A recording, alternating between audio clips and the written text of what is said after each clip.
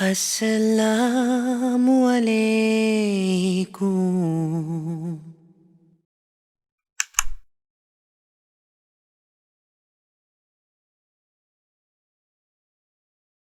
Bismillah, wassalatu wassalamu ala rasulillah, Bismillahir-Rahmanir-Rahim. Alhamdulillah. So I'll first begin with my own journey. My own journey, I guess, as with a lot of brothers, was your traditional mess up at home, growing up till schooling age, right? Where you finish your khatam, and that's more or less it. Alhamdulillah, by the mercy and blessing of my mom's kind of continuous attention and my father, we as siblings, I'm the eldest of 7, not only did we have the Arabic class in our home, we had other neighbors and their children coming to our house. So when we moved houses, my mom made sure that continued no matter what. And we noticed that as these neighbors came along and joined the weekly classes, each time someone finished the Quran, they'll disappear, they'll drop off. But no matter what, we'd keep going, alhamdulillah. And we'd be making excuses to stop, like what everyone else is finished, why are we carrying on? My mom was like, no, you're going to carry on. But we learned our tajweed, I learned my tajweed the traditional old school way, bopping the head, all of that.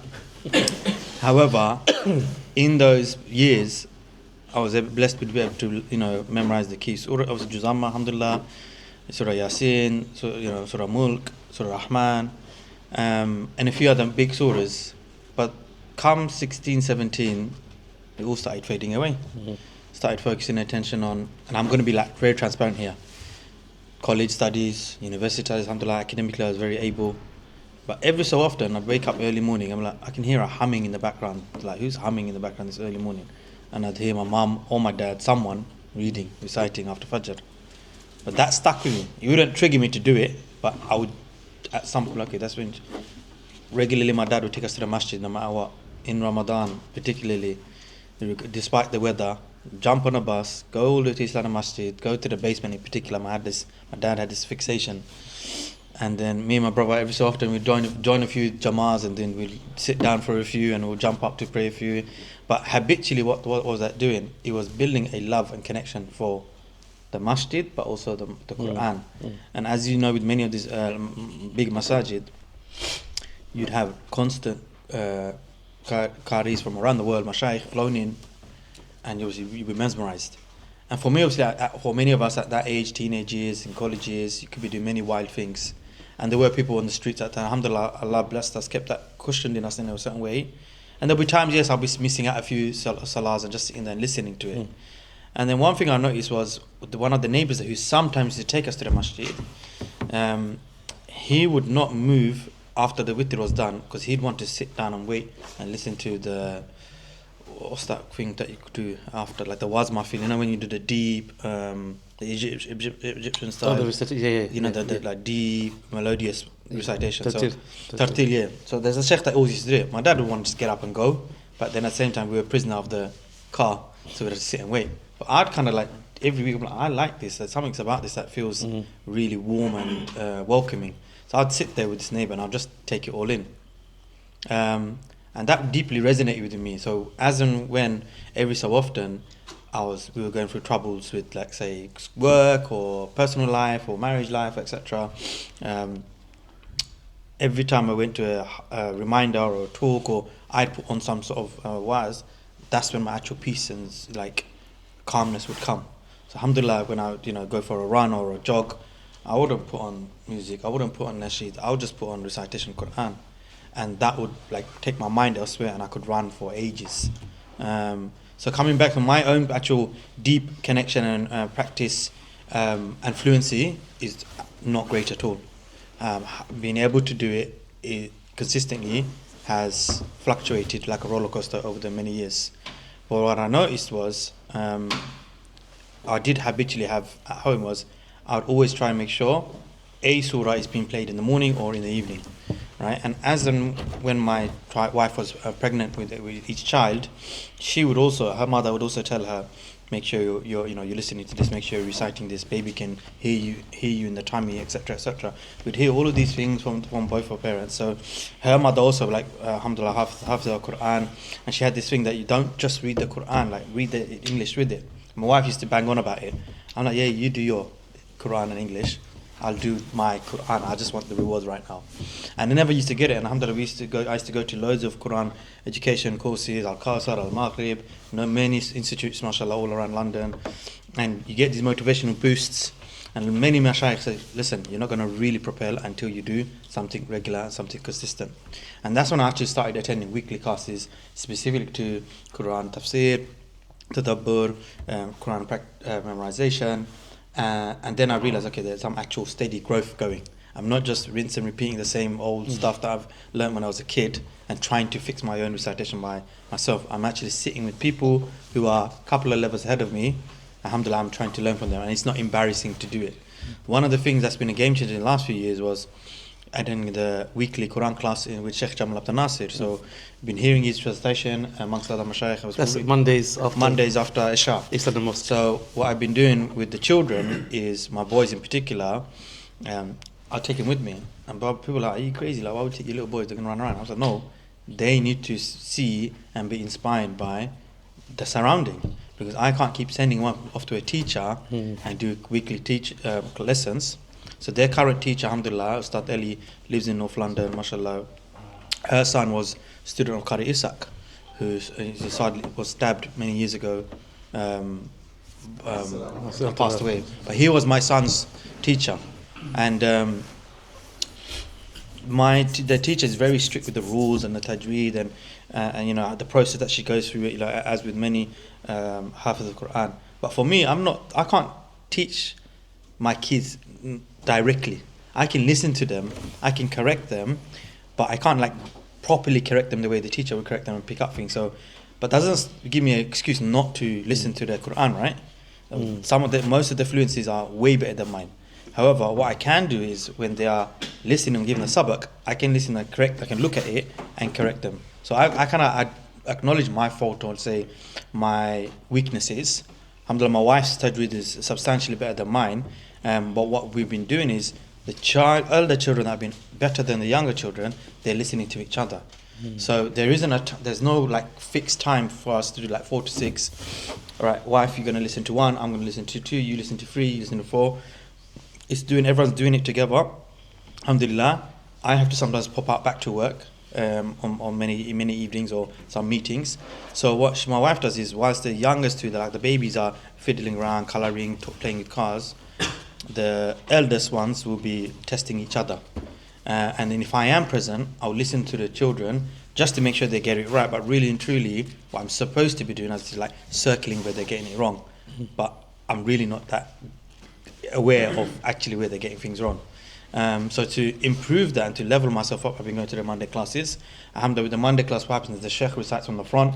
The whole masjid is full with people from teenage all the way up to pensioners, mashallah, and everyone's just reading at their own pace, their own ability, but following the Imam. And my boys have been coming, but I've noticed, obviously, we're going for about an hour and a half. They get restless. So what I make them do is, I make them sit for the first 15-20 minutes when we're all reading together, and then the Sheikh usually breaks out into little reminders and tafsir. So he reads the line, then reminder, reads the line, then reminder. And then what he does is he picks on particular people to read. So he might pick on Hassan to say, okay, can you read page 1? And at that point, the boys usually get disjointed. Now, I don't want to do injustice to everybody else who's gone there to learn. So what I tell my boys intentionally, and my wife, which takes the girls, is they take notepads and colouring pencils and pen. With my boys, they usually bring out the toy cars. I tell them, go to the back hall or go to the corridors. Make sure you're not making noise. You can play, but you got to be silent. Sometimes they go running around, playing tag and whatever, but they're still listening to everything. They're playing, they're hearing, they're not disturbing the 100 other brothers. I can actually deeply concentrate on what's actually being taught.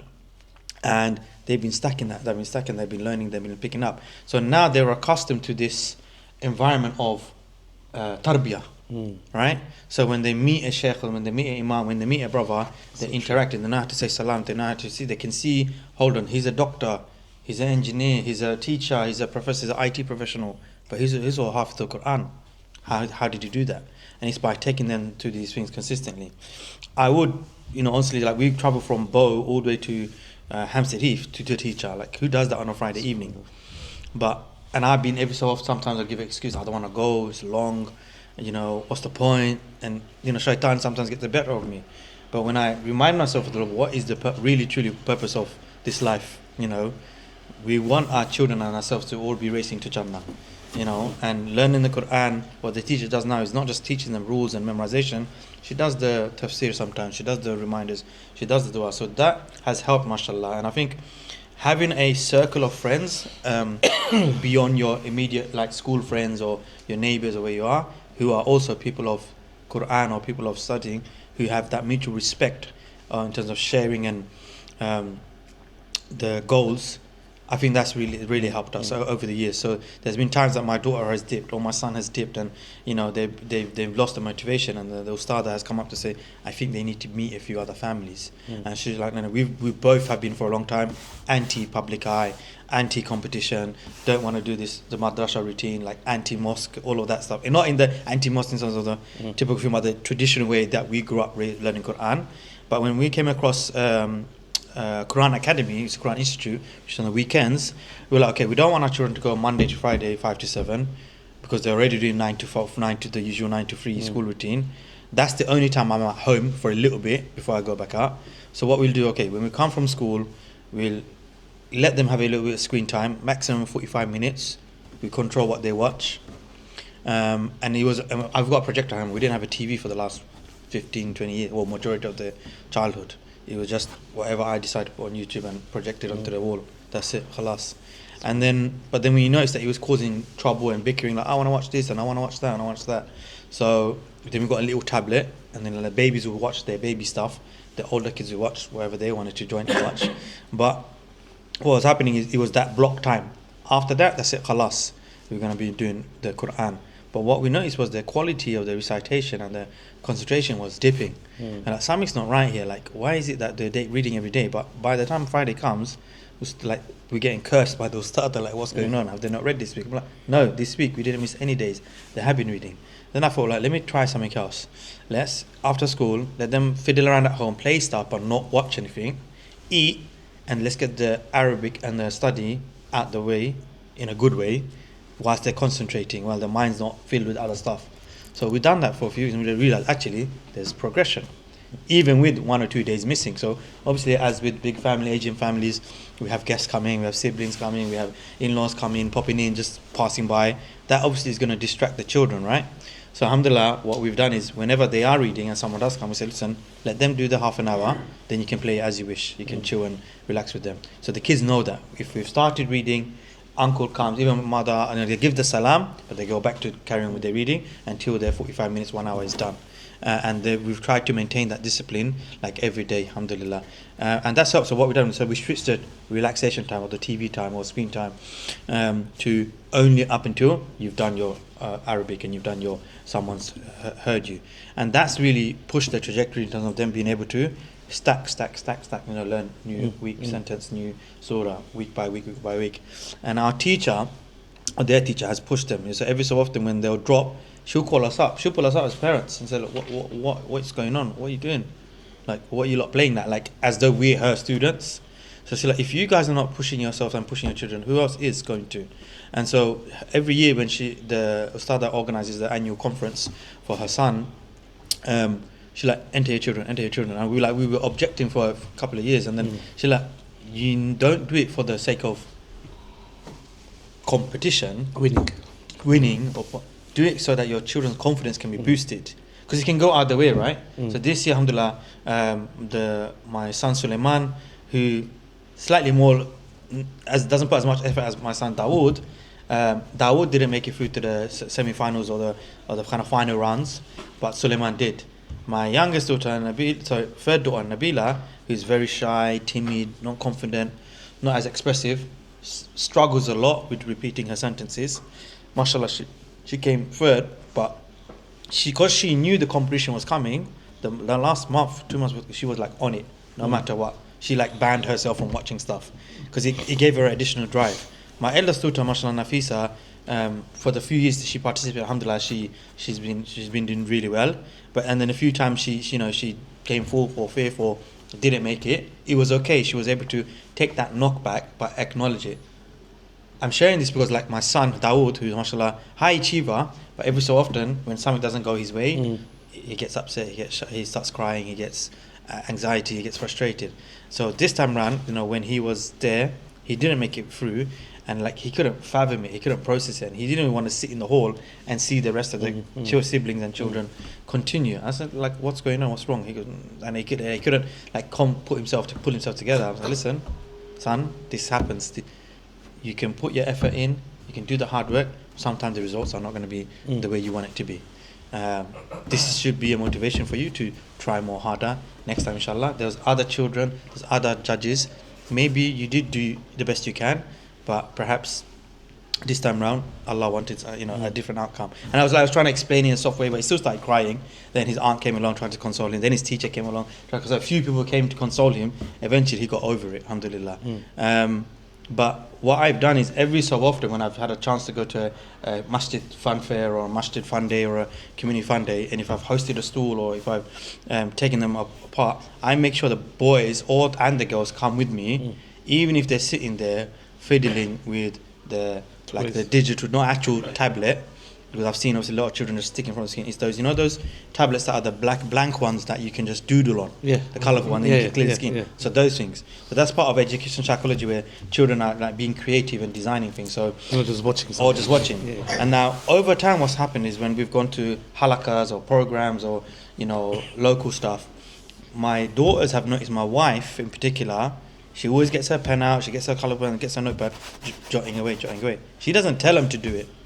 And I'm not that kind of guy. When I go to a lecture, I just sit there and take it in. But what I've noticed is habitually now, my eldest 3 daughters, what do they do now when they go to a program or halakha? They make sure they don't leave the house without their bag. What on earth are you guys taking in your bag? And then alhamdulillah, in their bag is notepad and pen. So the children now habitually, without even telling them, have started implementing good habits in terms of tarbiyah when we're going to programs. And so what's really and truly what's been interesting in the last the decade is the days I'm not there or present, alhamdulillah, my wife's been able to make sure she stays on top of it. It has its pros and cons.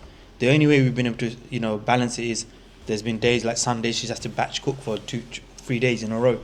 And alhamdulillah, I've been blessed with the job that I can work a few days from home. So on those days, if I'm with the younger 2, I'm not just sitting around doing work. If I need to watch a meeting or training, I'm doing that, but I'm also peeling the onions, I'm peeling the garlic and ginger, and doing something that's going to save my wife an extra hour or half an hour or 45 minutes, because if I'm going to be going out in the evening again, she needs to choose, but she's going to be stuck. Is she doing nappies? Is she doing baths? Is she doing the cooking? Is she doing the Quran? Like that shouldn't be a choice. That should be just boom, boom, boom, boom, boom, right? So what can I do? And I guess a question to yourselves is, we should ask ourselves, what can I do or we do as a team, as a unit at home, to make each other's life aspects or duties easier for each other? And we've been trying to proactively factor in little hacks here and there to make the next day easier or the next few days easier. So I kind of acknowledge, realize I'm not the greatest of picking up where the kids are going wrong. I can just listen to them, correct them. So, okay, my wife needs to do that part. But the kids can listen to me. I can listen to them just so that make sure they get their first recitation done, second recitation done before they get tested my wife. But I can't do that every day. Some days I literally have to come, pick them up from school, drop them and go back out. So on those days, I need to make sure at the very least the cooking is done, or whatever needs to be done for the evening is done, so that they've blocked out 1 hour for the Quran. She can give the full undivided attention. And we kind of make it so we had to have some not difficult conversations, but healthy conversations with family members. Say, hey guys, look, we need to wind down on the pop-in visits on Monday to Thursday, because it's affecting their Arabic on the Fridays. And the Ustada had a very frank conversation with us. And then obviously now weekends they do Quran Institute, right? Saturday, Sunday, 9:30 to 12:30. And we intentionally chose that because you had obviously many other institutions in Islam. I'm not going to name them. They got that option, then they got the 12 to 3 option, then they got the 3 to 6 option. We're like, no, we want the Saturday to be some element of family time, whether that's my parents or her parents. We want Sunday to be our home time. So if we're going to maintain some sort of Arabic Islamic studies education, it needs to be first thing in the morning, where when we did pause it and stop it for a few years, we were slacking. Like literally Sunday, Saturday morning, both of us would laze in until 10 o'clock, 10:30. Kids would get up and run the house wild because they were still in the routine of school, 8 a.m., 7:30 a.m. getting up. That didn't stop, but we were getting up and not doing anything healthily and actively. But what was decided was, okay, we're going to put them in the madrasa, and what we're going to do is we're getting up, and in that time that they're in the madrasa, both of us should be doing something else productive. So either doing a course ourselves, doing the Quran ourselves, getting some chores banged out, doing some exercise. So I sometimes go for a run or do some home workouts, and that's really forced us to maintain the productivity, the routine that we have Monday to Friday. Why are we doing it? Why we got ourselves in discipline for a educational system, but when it comes to the weekend, all of that drops. So we've kind of implemented that no matter what, 7 days a week, the kids are going to maintain like a decent time. Okay, some weekends we slack, we get late, we arrive late, but the kids themselves are enjoying what they're learning. And the reason why we sent them to that particular weekend madrasa was they embedded something that many other places don't, which is critical thinking. So the children's thought process are being challenged about what is the Quran, how does it apply to this day and age, what challenges some of the things that obviously the West are now trying to confuse the children with at school. And so having those really frank conversations and making the children not just teaching it, and they're debating it. So it's come to a point that like my 5-year-old and 6-year-old, 7-year-old, they're like, why can't we do Quran Academy 7 days a week? Why do you have to go to school? Like it's come to a point like they've been hating Quran, they've been hating going to school, and they'd rather have Islamic studies on the weekdays. And that's like, you can't ask for any more than that, right? We obviously can't financially afford Islamic like full time. We've always said we'd do Islamic primary, we just can't. So alhamdulillah, we've tried to get the best balance of what we can manage with ourselves financially. And why did we do that? It's because if they're going to have a social setting Monday to Friday, which is possibly pulling them backwards, and I am anti-school, but my kids are in school, but we just don't have the resources and the time to do homeschool, or else if that's problem, I'll be doing homeschool. But where can we balance that out and make sure that the love for the Quran and the enjoyment of reading Quran, studying Quran, learning about Islam is still a bit fun and interactive. So it was around making sure the children are around other kids the same age doing it, and that's what we've got through the madrasa. So that's a kind of quick over summary. I know I've gone deep. No, that's okay. I've gone on different angles. So I want to open up the floor for any questions specifically on those routines and those the schedule, the mad schedule that we've got. Just before we continue, Brother Sean is also going to take some pictures and videos for us. So if you have any objections, just let him know, inshallah. But hopefully, what I did want to just share some takeaways is, number one, taking your kids to the masjid. From what Aminur said, like I mentioned earlier, we all go to the masjid, right? When's the last time you took your child to the masjid and just kept them with you? I'm not just saying for salah, for a program, for an event, for Quran halaqah, for example, right? So doing something like actively with your children, even if it's once a week or once a month. The second thing I took away from Aminur is the importance of prioritizing the Quran. That Saturday, Sunday, he knows that 9 to 12 slot of Quran Institute is there for the family, and how he has acknowledged his flaws as a father. Look, I'll be honest with you, when I was growing up, we live in a household where I have a twin brother and a younger brother. Alhamdulillah, all three of us memorized the Quran. My father's not a hafidh, and my mum is not a hafidha. When we were growing up, my mother didn't wear hijab, and my father didn't have a beard or was practicing. But every day in the morning, without fail, my father would recite Surah Yasin, right? Ever since I can remember. And I learned Surah Yasin through him. One day, I just started reading, and he stopped. And I recited all the way to the end, and he was shocked. And that was when I was about 3 or 4 years old. But that's when he knew that, okay, he's got sharp mind. And we know that kids at a younger age, their minds absorb like sponges as well. So it's important that as parents, even if you can't recite the Quran, you can still listen. You can still do so much as a parent. And I mentioned last time as well, a child with a father is more powerful than a child sitting with his or her teacher. Why? Because you have that bond of kinship with your child. And which son or which daughter doesn't want to please his or her father? It's from the Prophet Muhammad sallallahu alaihi wasallam. When he recited the Quran, we know the Quran started in the arms of Khadija and ended in the lap of Aisha radiallahu anha, the two most significant women, one of the most significant women. They were people of the Quran. They witnessed the miracles of the Quran through there. So we shouldn't just leave it. Sometimes it's easy for us to say, "Oh, the mother will deal with it. Khalas, I'm busy doing my work. Mother will deal." No, we should make an effort to learn tajweed, to memorize the Quran, because Allah has made it a responsibility for us all to connect with the Quran, not just for the mothers as well. So that's something we need to take ownership. We need to take accountability as fathers. How can I become closer to the Quran, but take my children with me as well? And the last thing I want to say before I open up to Q&A as well is what was quite interesting, what Brother Aminur said as well, is despite being a hectic household, even if people come into the home and the children are reading Quran, they don't stop, they continue afterwards as well. When a child is doing the homework, if anyone comes in the house, my daughter would love it just to stop the homework. She doesn't want to spend more time with the homework. But when it comes to the Quran, you got half an hour, your cousins are here, finish your 25 minutes, and then you can play with your cousins.